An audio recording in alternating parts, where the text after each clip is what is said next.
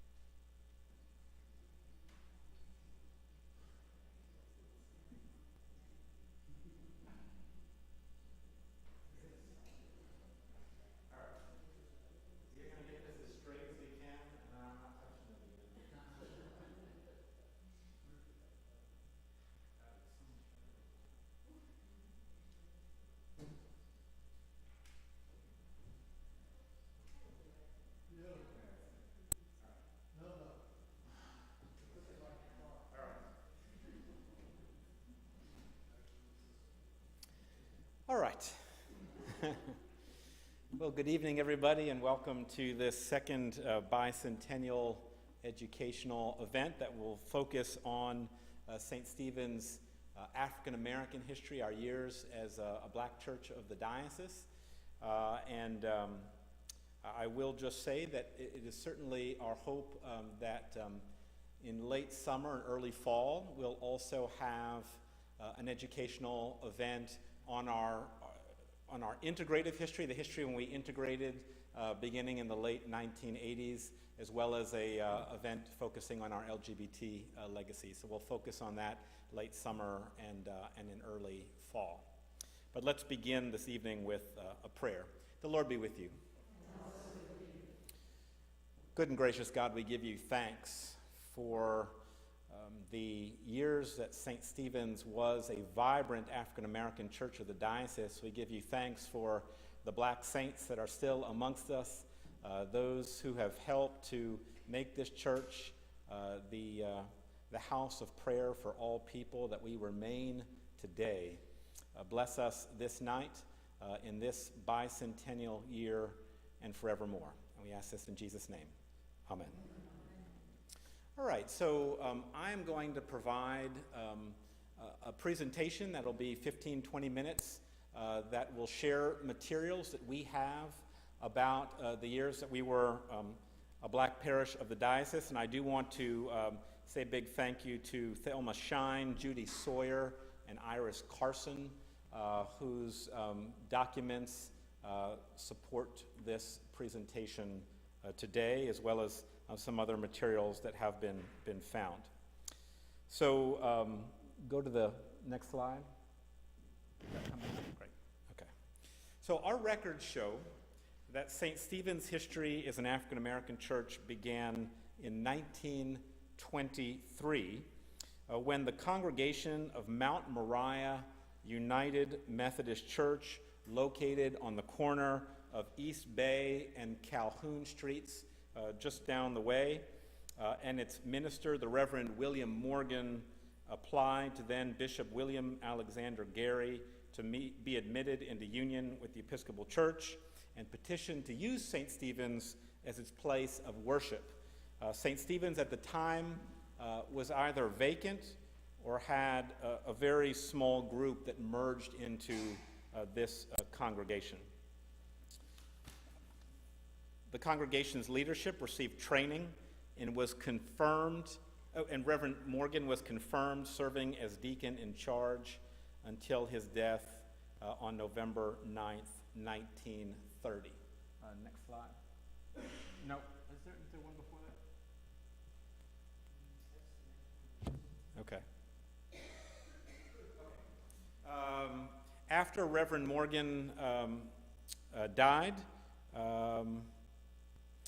that's right, okay. After Reverend Morgan died, the church closed its doors and ceased to offer worship services for several months. And then three women. This is a recurring theme, right? In our last lecture, we focused on the three Sarahs that gave the money to build St. Stephen's. And 100 years later, three women, this time three African American women, stepped forward in a pivotal moment. And these women's names were Sarah Reed, Sarah McCrae, and Emma Bailey. And Viola, Emma Bailey is your grandmother, or aren't you related to Emma?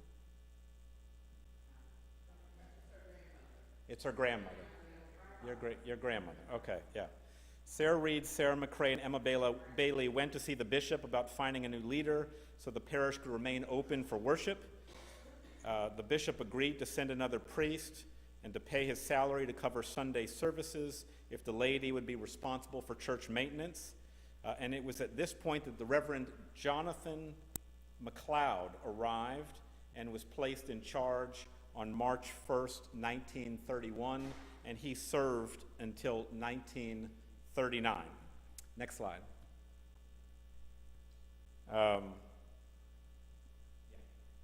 So after Reverend McLeod left, St. Stephen's welcomed the arrival of the Reverend St. Julian A. Simpkins, who would bring a lengthy period of stability and congregational vitality to the parish. During Father Simpkins' tenure, the parish is remembered as having been the center of community life for what was then a bustling and largely black neighborhood. I think you can go to the next slide. Okay. Ansonboro was filled at the time with grocery stores, small businesses, some owned by parishioners, and homes, notably where the Gilliard Auditorium is, just up the street. Most members lived within walking distance of the church, and a large freestanding brick building was behind it and served as both a parsonage and a vibrant kindergarten that Mrs. Simpkins ran. It is remembered at the time that St. Stephen's operated one of the only kindergartens where black students were welcome in the city of Charleston.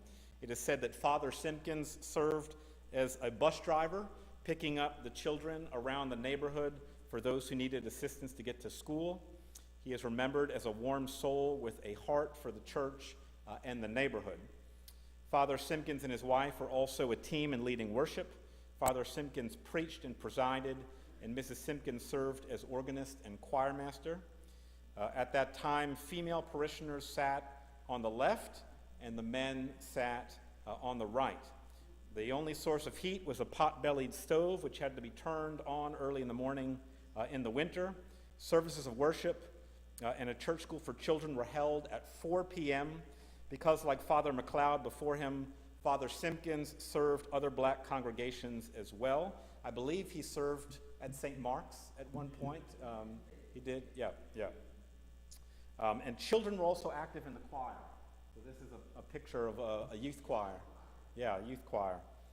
While the congregation had few resources, many remember these years as a time of abundance. Money was raised through rummage sales to support the kindergarten, and no child was ever turned away. Clothing was available for any who needed it, and church suppers and seasonal events were open to the whole neighborhood. Parishioner Sarah McCrae notes that the church had a warm, caring feeling. Everyone was encouraged to be a part of maintaining it, because when you care for your church, you are able to feel like it's yours and you really belong. The congregation continued as a mission of the diocese with priest fees covered. Father Simpkins' salary was paid for, and the parishioners maintained the campus. Eventually, the parsonage and the schoolhouse in the back burned down, and the church did not have the funds to replace it. Father Simpkins died in 1959, concluding a nearly 20-year ministry as priest of St. Stephen's. Next slide. Okay. Following the death of Father Simpkins, the congregation faced challenges. The congregation floundered and numbers began to dwindle as many felt a sense of personal loss with Father Simpkins and his wife gone. It was also at this point that the neighborhood began to gentrify from a largely black neighborhood to a mostly white one. The small businesses closed and homes were sold. Some members began to move beyond the church neighborhood. And at this point, in 1960, the Reverend Henry Grant arrived at the request of Bishop Gray Temple. Father Grant was asked to oversee both St. Stephen's and the St. John's Center, a relatively new mission to the east side, a largely African-American part of the city. And interestingly enough, this is something we have in our records. Father Grant was told at the time that he arrived that the bishop planned to eventually close St. Stephen's. But instead, St. Stephen's experienced a new period of growth and vitality, and Father Grant ended up being our longest serving priest. He remains the longest serving priest in the parish. Father Simpkins is second, serving for 20 years, and Father Grant served for just about 25 years. Father Grant is remembered as being a fierce advocate for the black community and was a very social justice-oriented activist during the height of the civil rights movement. During his tenure in Charleston, he challenged the Episcopal Church to broaden its ministry to involve the economy, health, and well-being of citizens in addition to their spiritual life. At the East Side Mission, his ministry became the center of life for a 12-block area of 1,800 families with 3,300 children. He organized social clubs, daycares, kindergartens, adult education classes, scout troops, employment programs, and many other programs of social uplift. At a time of great racial tension, the Charleston News and Courier termed him a bridge of communication between the races and stated that he commands attention on both sides of whatever racial gap exists. Many African American clergy, business, and political leaders of today grew up impacted by Father Grant's work at the Mission Center. And I have to say, I have run into clergy all over the city who remember well Father Grant's mission, remember when they were children and young people, and the vibrant mission that he led. I also believe he was a mentor to now Congressman Jim Clyburn at one point. The Rock, as St. Stephen's congregants lovingly referred to Father Grant, also steadily grew the church mission on Anson Street. During this time, families from the east side who had gotten to know Father Grant through the St. John's mission joined St. Stephen's. Father Grant also encouraged the community at St. Stephen's to involve themselves and support the work of the East Side mission. Women's groups were established during this time, such as a chapter of the Episcopal Church Women and St. Mary's Guild. There was an active youth group, and youth were participants at Camp Baskerville, an Episcopal camp located on Pawleys Island for African American children and youth that Father Grant also helped to oversee. As in previous decades, the congregation took care of the grounds. The diocese continued to support the salary of a clergy person. Once there, Father Grant had the congregation raise funds for dinners and parish events, and they would also take up a collection to pay for the utilities and to help cover Father Grant's expenses on Sundays. The spirit of the church was close-knit and familial. One member recalls that members would refer to one another as brother or sister. The congregation sang African-American spirituals, and Mrs. Grant served as the organist. Several prominent families constituted the core of the St. Stephen's community. And I know we have several individuals here who can share their own memories of these times, and I'm going to have Deacon Greg Smith introduce them, and we'll continue with their memories of these years.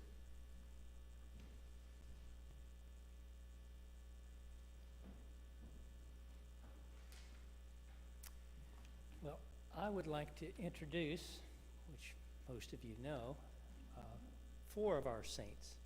And if you will, I'll introduce you and then take a seat, and then we'll begin some discussion amongst the group and amongst ourselves.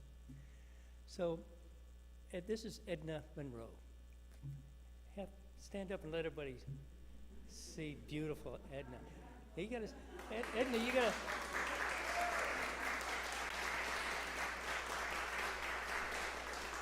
All right, Edna, you sit right there, all right? Thelma Shine.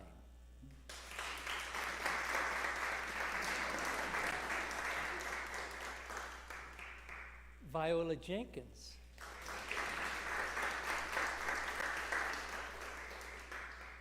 And Allison Capers.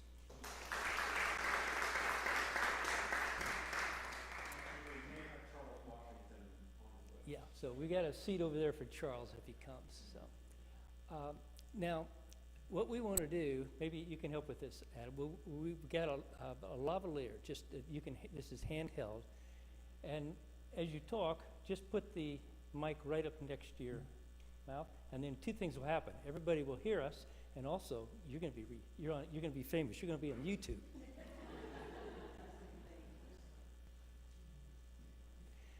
What we thought we'd do is, from what we've learned this evening, see if we can pull up some personal remembrances, memories, feelings of the church at that time. And these 4 women bring some of those with them. So they've been kind enough to just share.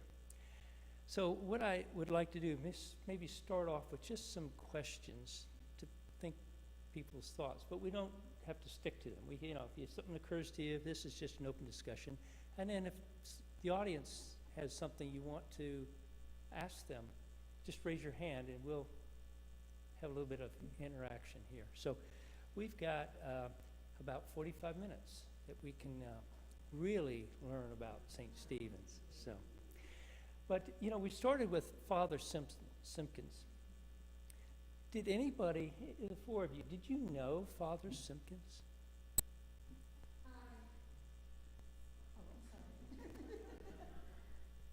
I know him as being one of the East Side kids that would come over and have playtime. Father Simpkins, he was a priest.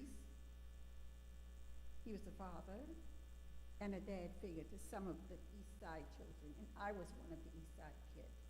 But at the time, this was back in the 52, 53, I was a young teenager.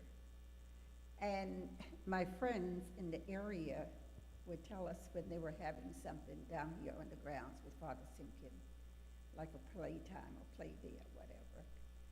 And we would come down sometime on Saturdays, and through the summertime, we would come down, and some of the games that he played with us, it was outstanding.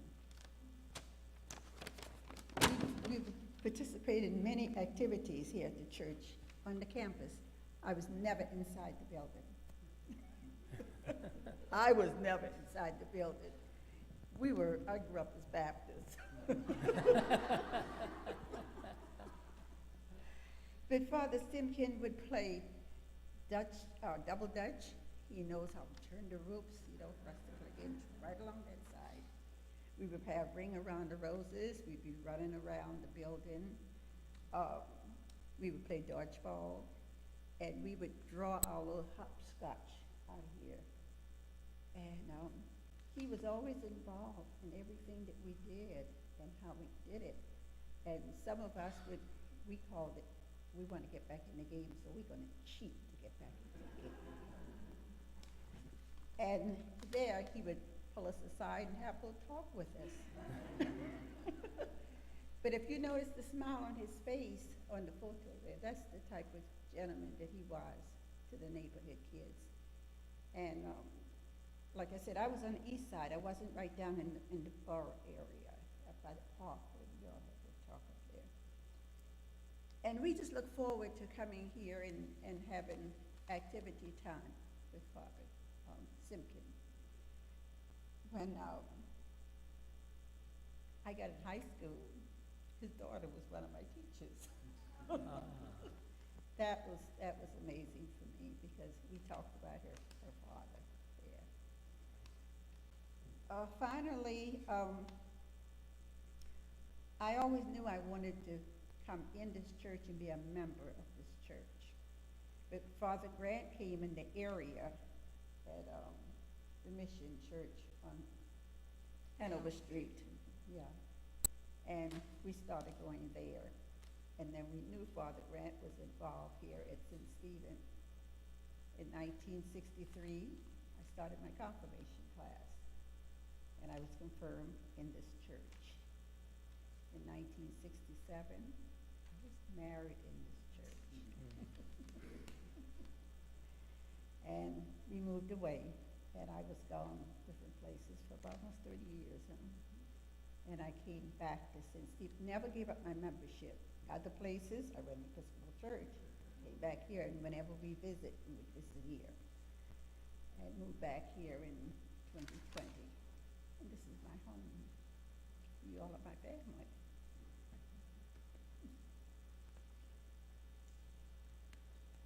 Does anybody else remember Father Simpkin?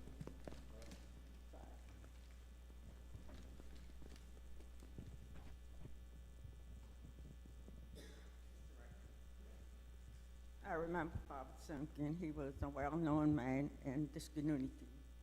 He was a great fellow. We had a kindergarten. He used to pick up the children early in the morning, bring the children back to kindergarten. And after that, the children would start getting their breakfast together, and he would let them say, okay, time to y'all, the teacher to get y'all together now. And the teacher will teach them their ABC and their name and everything. So after that, they play a while and go out there and play. And they come back in for lunch. And after lunch, they start teaching again. And so they had a play period time during the time. But the teacher was real great because they had to pray them when they go to elementary school, they would learn the ABC and they would learn their name. And so Miss Simpkin and Father Grant Miss Simpkin and Father Simpkin was a great fellow. and he was well known in the community.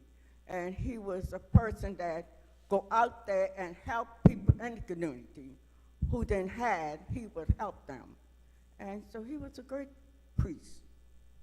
Okay.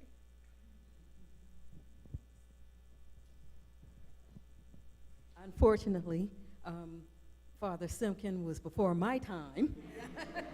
I wasn't even here, but I can recall some of my mom's stories about him and his generosity in the community and here at the church. So that's what I can tell you about him. Yes. Especially to our children, not only in this community, but just about everywhere. We've just talked a lot about Father Simpson. He's such a gentle person. One thing, we had Father Simpkin would have our youth group together, and we would have our Christmas pledge and Easter program, and church, and we had a great Sunday school. Sunday school was very large. Sunday school started in the winter time, 4 o'clock, and the summertime, 5 o'clock, and we would have it outside in the yard. We have the little kindergarten chairs sit around, and Miss Simpkin would teach us Sunday school, and we would sing song, and after that, she would give us lemonade and cookie, and we go home.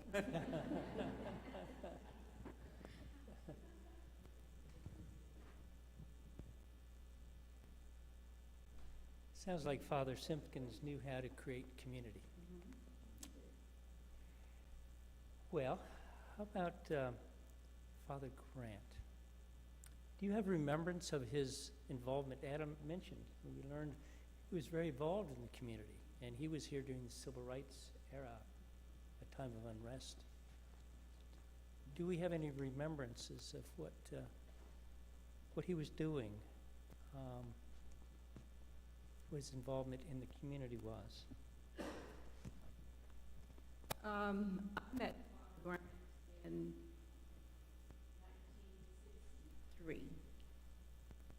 And how I met him, he was running the Episcopal Center on Hanover Street.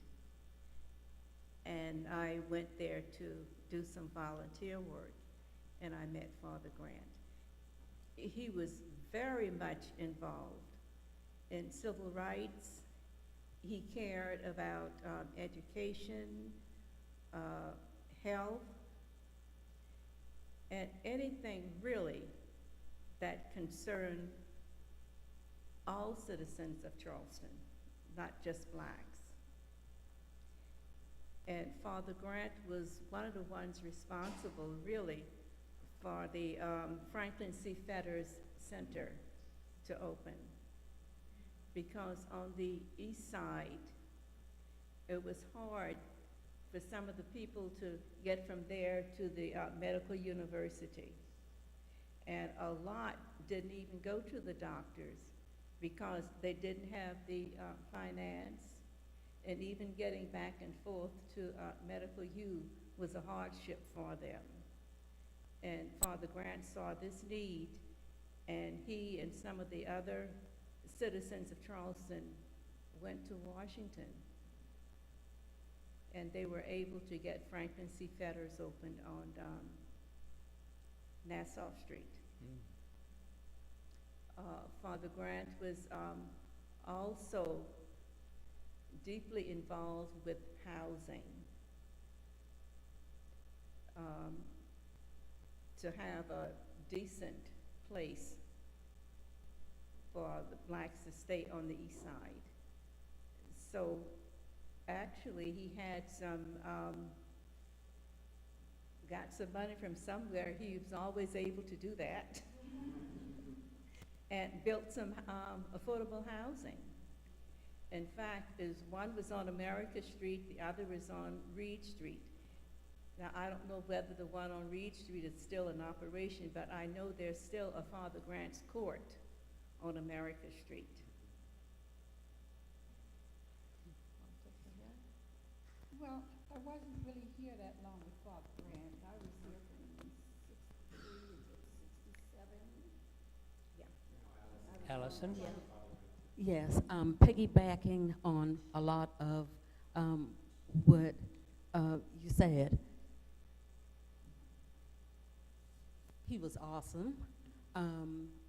I can recall, and he was also really active in getting a lot of the young African Americans involved with joining the NAACP and different things like that. I remember him asking with the literacy program that he had on the east side, and I was in high school at that time, and he was house basically and asked, are you able to assist? And I was like, sure, I'm there.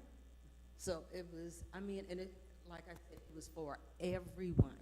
It was for everyone.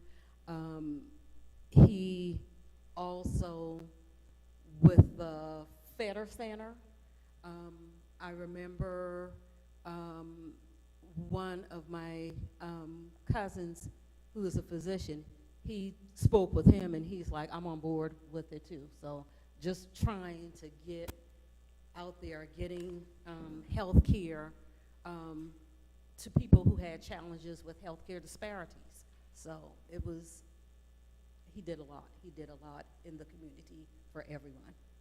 And he did a lot in this church for everyone. Yes, Father Grant was really a great man because during the Thanksgiving, a lot of people then had no Thanksgiving dinner. And he opened up the center and made dinner, had women come in and made dinner and had a Thanksgiving dinner for the older. And he was great. And a lot of old people enjoyed that because some then had a turkey, no food, and then had no family. Family could help them. So he organized that every Thanksgiving. He had a Thanksgiving dinner for them at St. John Mission. And he would also do a lot for the children Christmas time. He would also do like a Christmas drive for gifts for the kids and the whole family, you know. If someone didn't have a place to stay, he had a lot of connections. He would make sure that that person had a place to stay. And the windows were stained glass. Yes, Yes, the windows they were. were stained glass. I remember, I'm sitting here and I'm looking upstairs and I'm remembering our old organ.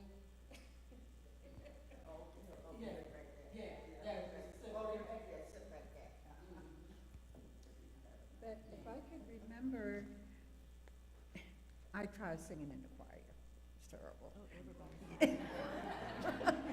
The choir was here on the altar. And that's where Miss Grant played and we sang. And the Washington girl, Thelma Washington, the oldest. She's the oldest, well, make a difference. Yeah. But anyway, she made sure that I sat by her. So she said, well, just pretend like you're singing, because we need you. You need your body. The Washingtons were really, really great people here. Like I said, when I came into the church, Thelma and I came in the same time. They were really the mother, the father, everybody, everything here at the church, Mrs. Washington. I used to walk over sometime with her children when we would have playtime out in the yard, and we did everything out there. I don't remember lawn grass or anything. It was just dirt out there. Because we used to draw hopscotch with the little stick with the dirt. It was fun. It was fun. Well, I remember back then, St. Stephen's was really a one-room church. We did everything in here because we didn't have a parish hall. And any extracurricular activities that we had, we did it at St. John's Mission. So all of the Christmas plays, the Easter speeches, the Christmas parties, they were all done at St. John's Mission. and the whole east side was included.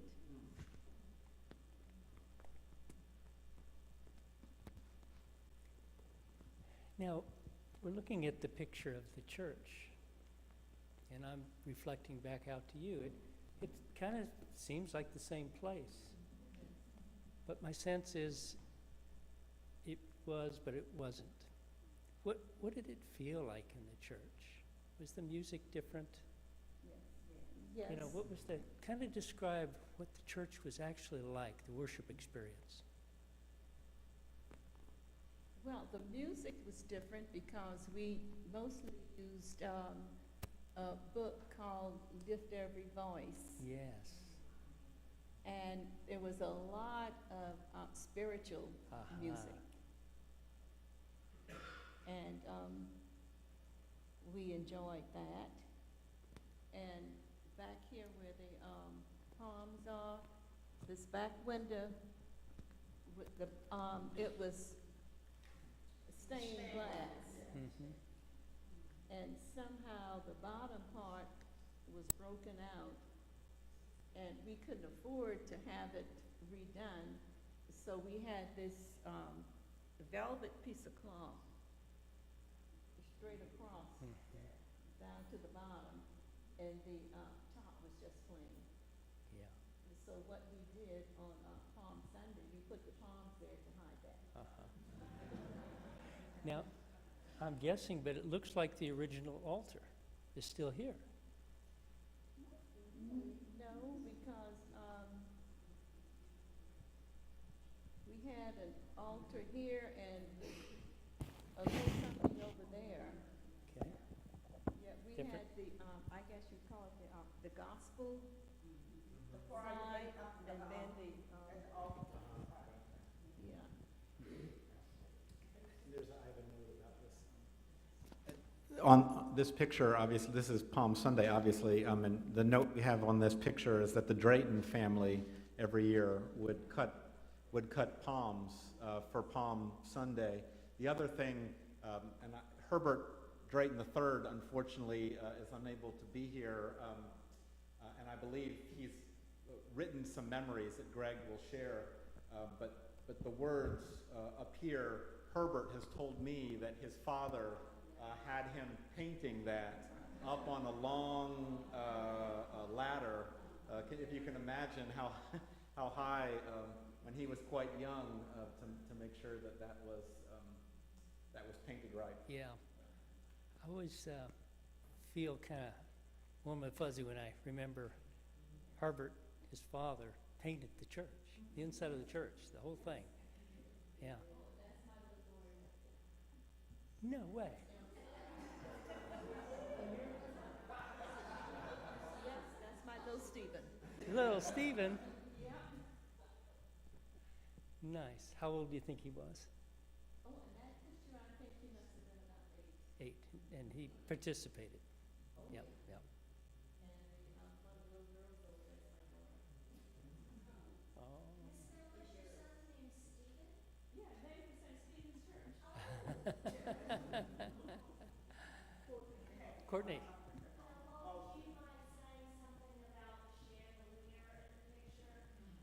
Oh, okay.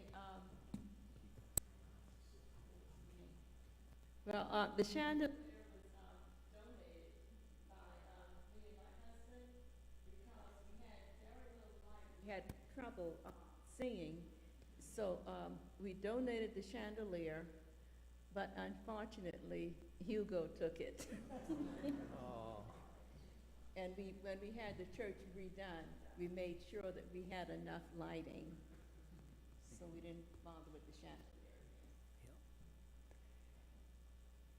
Now, tell us anything else you remember about the church service. We talked about the music. Did people process in? Did clergy process in like we do now? Was the prayers the same? We assume so, but maybe not.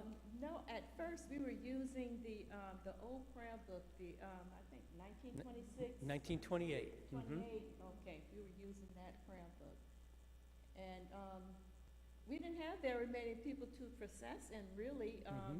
It was just the priests, and we only had 1 or 2 altar boys, Yep. and that was it. Uh-huh. Well, in some of the in-between times, till a few years ago, we didn't have one or two altar boys, so. Yes. We've only recently had altar boys, acolytes. Yeah.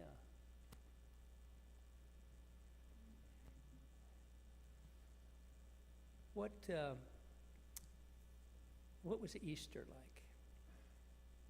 What other memories do you have of services? Anything special? Well, with Easter, I remember the big Easter hats. Mm-hmm. Everybody had an Easter bonnet.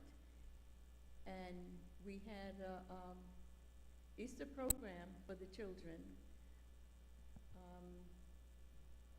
It was usually on, I think it was on Easter Monday. Yeah, and Easter egg hunt was on Mondays. Mm-hmm. And it was out back? Yeah. Mm-hmm. And we would have the Easter program.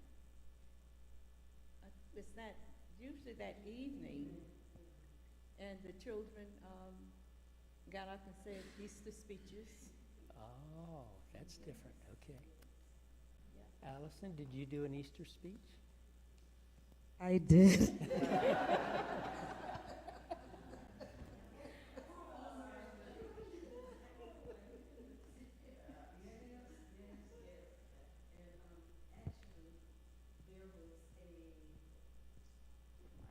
Actually, used to have, I don't know where it is now, a picture of one Easter Sunday after service on the church steps. Very nice. An Easter speech is, it's just like a speech, a little rhyming poem that the kids say just to welcome. Yeah, you dress up to a T.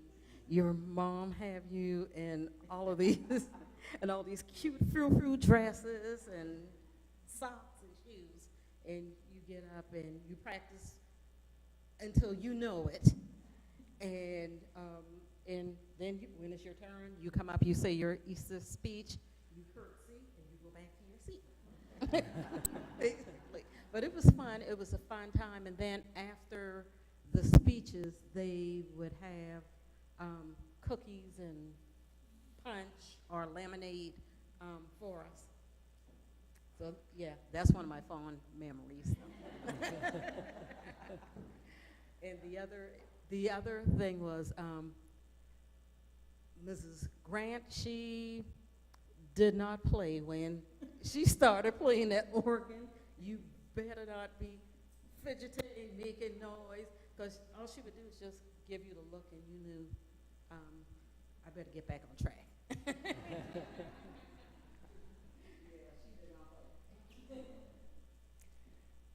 Now think back of some of your involvement with your families. What are some of the things you remember doing together in the church, or maybe your parents' involvement or your children's involvement? What are some of the things that you did? Some of the things we did in our household, everybody had something that they had to contribute to the church. Stephen was an alkalite, and my daughter Helene was responsible for keeping the brass clean. And Charles and I would come down every Saturday evening to turn on the heat so that we would have heat Sunday morning. And we all took turns keeping the campus clean. We would have a church-wide cleanup day. We would clean down everything, and then during the year, different families took turns cleaning the church.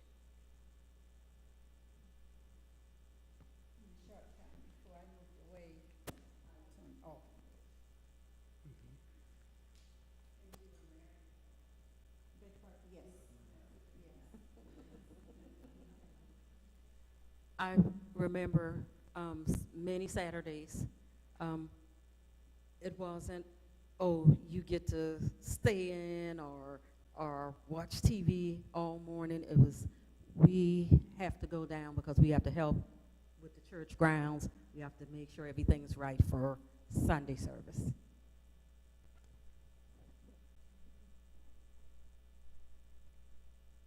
Viola, do you have any remembrances of things that your family did?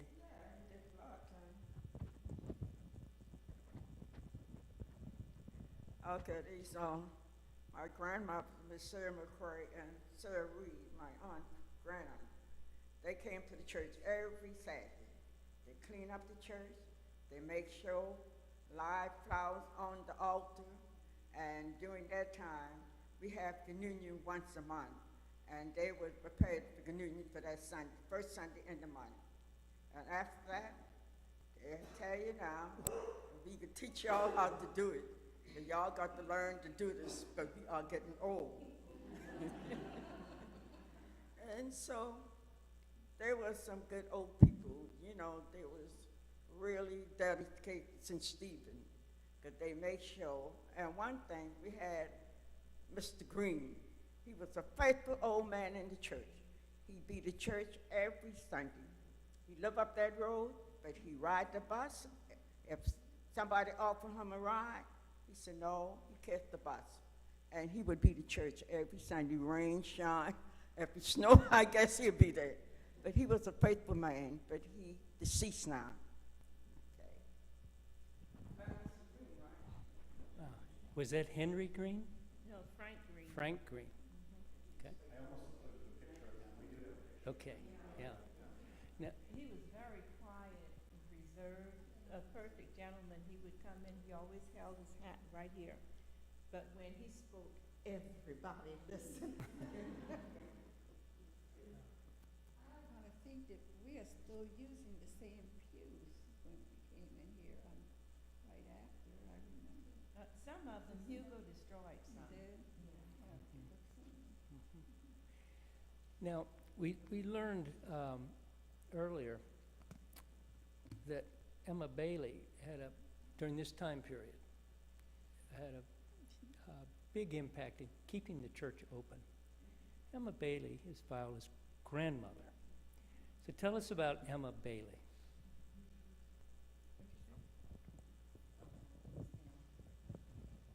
Emily. Tell us about your grandmother, Emma Bailey. What was she Emma like? Bailey, huh? Mm-hmm. Mm-hmm. Okay, Emma Bailey, she was a great person. She's very strict, though. And one thing, you better be in church. Sometimes we have a school dance, and she said, okay, you can go, but you got to be to church that Sunday morning, and we had to be to church. And she was a great person, but she had loved her church. And one thing she said one day, she told me when we were having a problem with St. Stephen, we thought St. Stephen would closed down. And I told my grandmother, I said, you know, I might have to look for another church. She said, no, you're not looking for no church, because St. Stephen could never close, because God could send somebody in St. Stephen, and St. Stephen will rise again. And God said, Alan Hoss, and he integrated the church. And that's what the church is today. We is the first church that integrated in Charleston, and a loving church. And we are a loving church. When you walk in St. Stephen, you feel the love. Everybody is one. God made all of us, and we should love each other. Brenda, Marcy and Joe came to visit, and they told me that's my first cousin Alfonso's brother.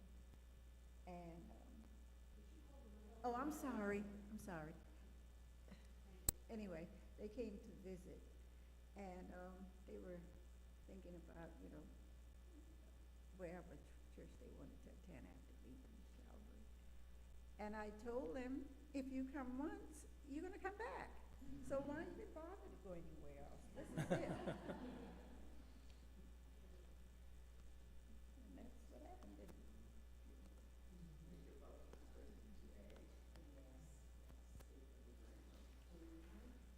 Okay, so now I wanna throw a big question out to you.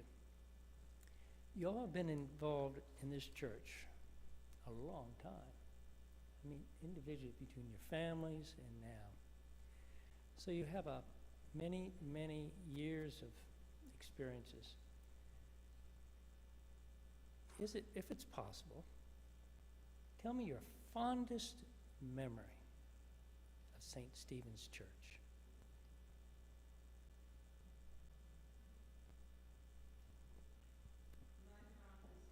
Getting married here. That's a fond memory with old Charles, boy. We miss Charles. My fondest memory is the day of our confirmation class. My mom and dad, my dad was military.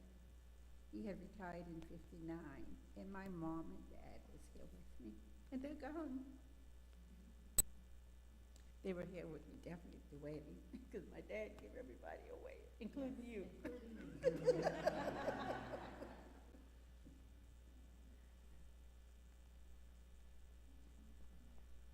Viola, do you have your fondest memory of St. Stephen's Church? One memory that you have that you'll just never forget. What is your fondest memory in all the years you've been? My mother and father was a member of Uh-huh.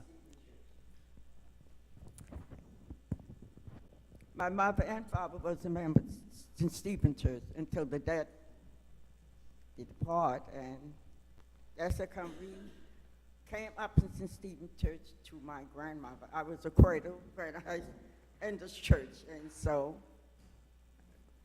was there until now. Yeah.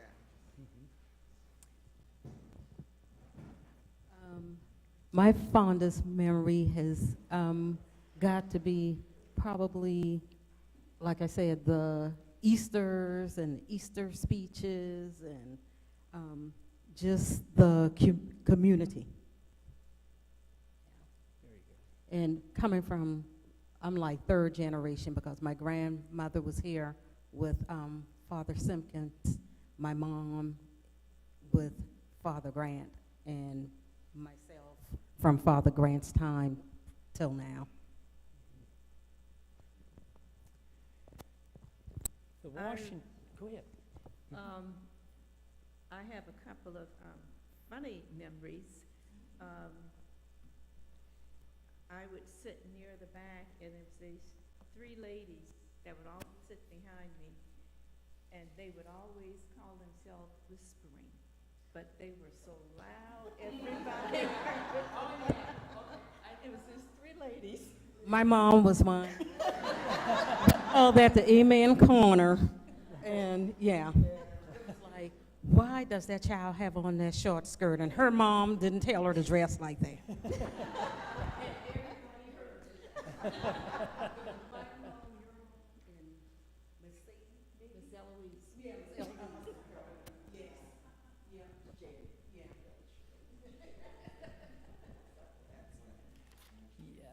Yes.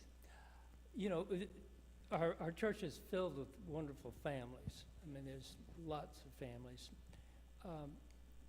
The Washington family, I guess it's been here forever, and there's a lot of Washingtons. And so Charles Washington just walked in, and we're so pleased that you're here, Charles.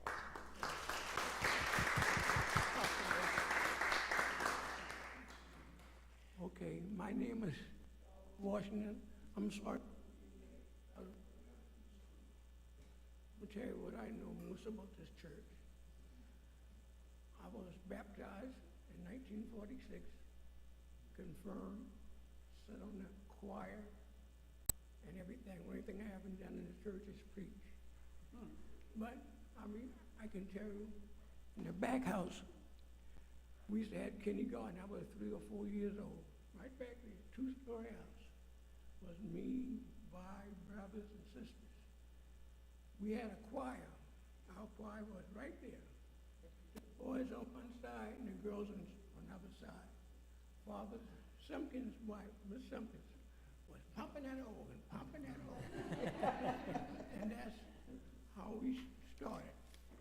But in 1955 to 54, this church was family. Everybody in this church, we either were cousin Bibi, Auntie Gal, cousin sister. That was what we were. The white family.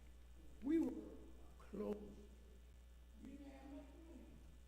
We were family. We had music and we enjoyed and jumped up. When you were in kindergarten back here, we had Easter egg hunts, and we used to get Christmas, Father Sunday, to make sure all us got gifts. My mother had 8 kids. We didn't miss one Sunday of the church. Right there, over here, number 4. My family sitting right there. My family owners were behind us. You can look upstairs. Like in church now, people look upstairs. Well, mom would slap you and all that. But we were happy. We were very happy. And that's why I can't come every Sunday now because I got out and I work every Sunday. But I want you to remember, if I'm not here next year, there's one person I like in this church. And I'm trying to get him to run for mayor since I met him. I've been telling Reverend Shoemaker. Over the last year. Please run for mayor. He'll bring the city back together. You're one of the nicest ministers I have met in this church.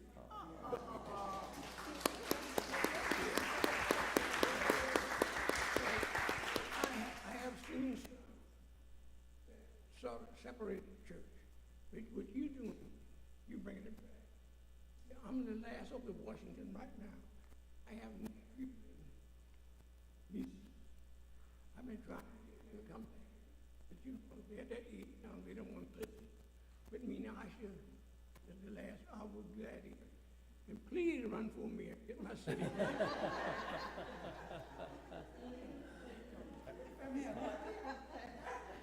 I'm going to take the microphone from my campaign manager right now.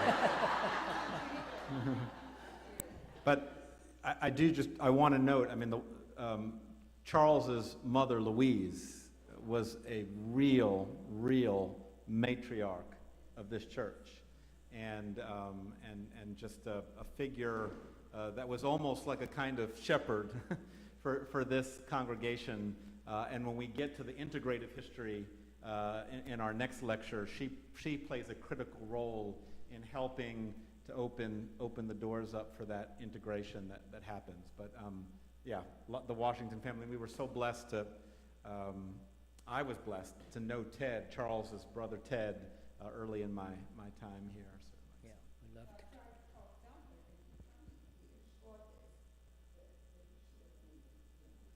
Oh, Thelma Washington. Yeah.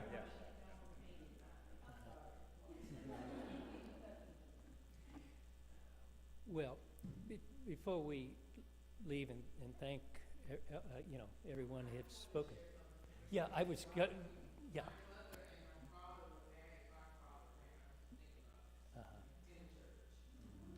So.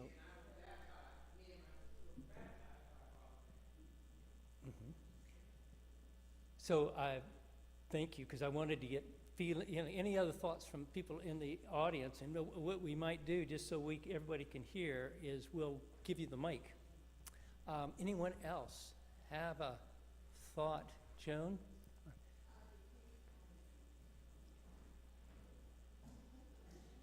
Well, I came to St. Stephen's as a member in 1990. So I've been here now like 32 years. Yeah, wow. My son, Justin, was baptized here. My husband was already a member because he knew Father Grant when he was in school at Voorhees. And also my husband didn't come to church that frequently, and so I decided when we moved away that I was going to join the Episcopal Church so he would come to church. And he did come, and we sort of like came on a regular basis, but he would always tell me after church, we have to go. He said, you have to talk to everybody? My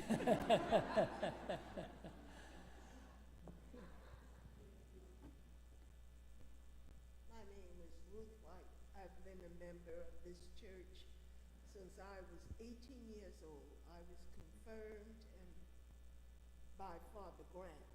My husband, who's related to Mr.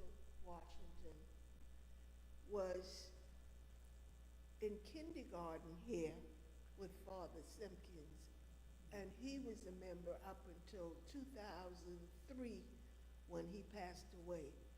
All of my children were baptized here in this church and are members, even though they don't come. My granddaughter served as an alkalite here under Father Williams when he was here. And I'm now 76 years old, so you can imagine how long I've been here. Gosh, Thank you. yeah.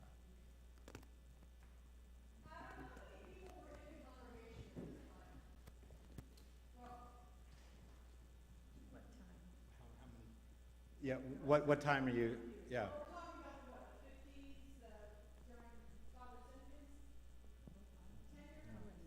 I remember. Father Simpkins, he was a big man. I mean, real big guy. But he looks at you in kindergarten, he look at you in that first row and you move and he look, you hold your head down, you be afraid. But they were a nice family. His daughter teaches us back in kindergarten and stuff like that. Reed and White, son, all us, we were in the choir together. Miss Simpkins them took their time with us. Like I say, we weren't rich, we were happy, very happy. Father Simpkins was here. How many people do you think were coming to church? We had people all over. We had people come from, which most people wouldn't know, from the borough, from the west side, everything. Father Simpkins, he bought it, and he stuck until he got all moved to Savannah, I think. Was it full down here? Pardon? Was it full down here? Yes, because everybody in the church was family. Biden had about 14 from their house. Mama had 8. Then after that, the Draytons, the Mitchells, the Ross, the White. We had a crowd. We had a little book like this we used to read out. We didn't come one time, and excuse me, my mother would wake us up 7 o'clock in the morning. Charles, y'all going to church? I said, Mama's over at 7 o'clock. Jesus didn't get there yet. We had to come. And 9 o'clock, Sunday school, 11 o'clock church. Then we would go home. Father Simpkins would make us come back. We had evening service too at 6 to 7 o'clock. Like I say, we had a good time in this church. Well, and during this time, the 3 black Episcopal churches downtown were St. Stephen's, St. Mark's, and Calvary. Yeah. And Calvary also had a school. And so at one time, as I understand it, both St. Stephen's and Calvary had schools open for African American children downtown. At Calvary.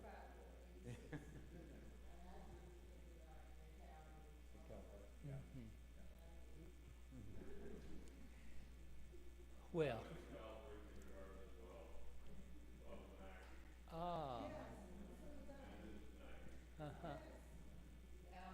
It's interesting to me that both of those kindergartens started at about the same time, about 1940. And so it makes you kind of wonder if there was an inspiration to begin them, if there was encouragement to begin them from a source. That is Jenny Albrecht, who used to be the rector of this church. Interim, sorry. And she's now at St. Mark's. Yeah, Jenny served St. Stephen's in between Father Houghton's time and the clergy committee that is memorialized on the back wall there, and the arrival of the Reverend Jim Bills, who came in about 1996. Well. Do you have any, did Herbert give you anything? No, he didn't. Wasn't Yeah.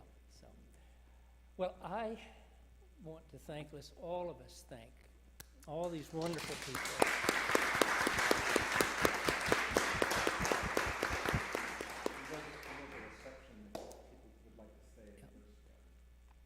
one thought, if you don't mind, and then we'll give directions.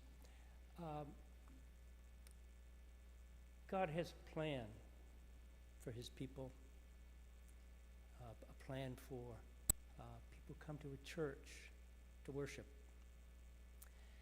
And I have this sense of what this church now is trying to return to the era that we've talked to today. A church filled with families, a church filled with community involvement. And the wonderful thing is we've been there and we've heard our story, and we're only trying to repeat it again today. So we appreciate all you've shared with us.